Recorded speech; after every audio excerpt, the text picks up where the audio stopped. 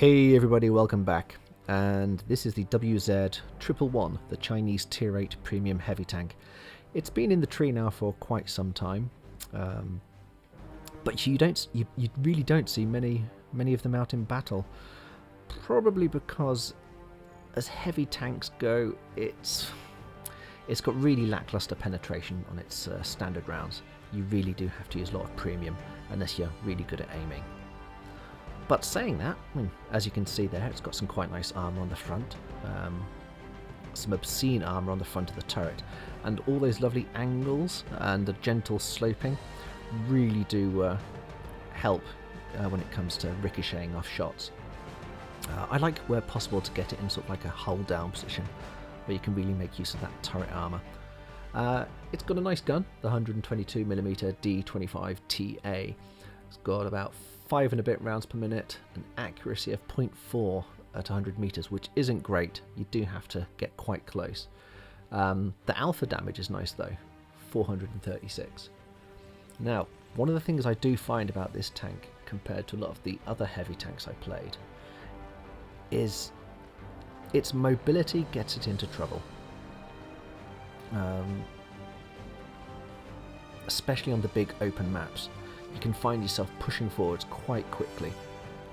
You can get up to, gosh, what was it speeding up to? Yeah, 50 kilometers an hour, and it can hit those speeds on good terrain. So here we are on Abbey, and little did I realise that I hadn't actually equipped my crew, which I think is a really great thing that Wargaming have introduced into the update. I really do. I love it. I'm sure they're going to fix it. So yeah, I'm pushing the canyon over here. I could have played the objective, but I figured I've got some good mobility here. I can stick my nose around. A couple of guys are following me. Hopefully the Reds will play the objective and I can just flank them and take them brutally from behind. And there they are. Now, I love this rock here. When used well, you can really side scrape quite nicely.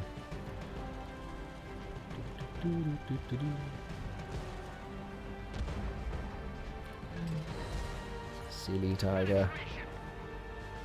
Wiggle, wiggle, wiggle, wiggle. Admittedly, this position doesn't put me in a great spot for getting shots out. Now I am checking the map down in the bottom corner there, just to make sure I am being supported by my team. Although in a moment, I do forget to do that and get kind of tunnel visioned in then. See, I think we're doing really well here. We've got them tied up. There isn't that many of them, so I decided to push out a bit more aggressively. I've still got all my hit points, which is really nice at this stage of the game.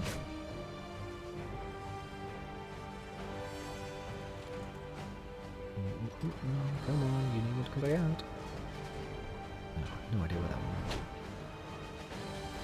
Now, I have found previously that this tank is quite susceptible to module damage, especially ammo racking and crew damage.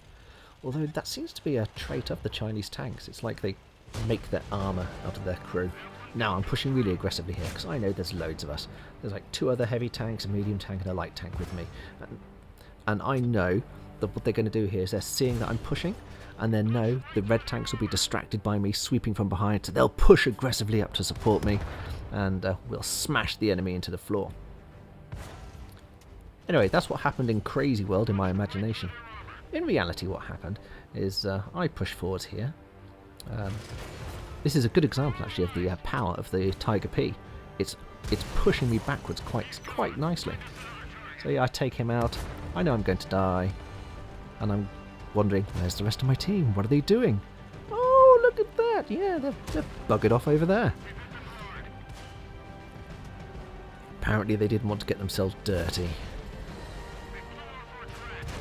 And there I die.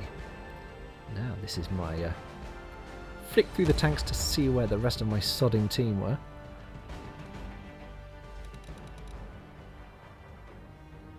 contemplated spamming the map then, but I thought, no, I'm better than that. Instead, I'm just going to watch them and then insult them brutally in a video on YouTube.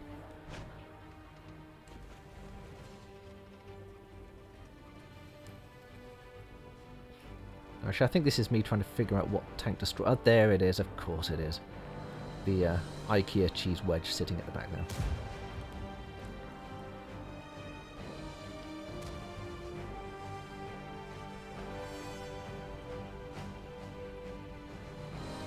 Oh, this annoys me so much, the fact they didn't push when they saw me. Well, they saw me moving forwards. They knew what I was doing. And that sodding little medium tank which is behind me just buggered off backwards as well. But we get the victory, and look at them all. They all survive quite nicely with their little tanks. Don't want to get them dirty. I suppose in their defence, yeah, I should have checked the map before I pushed.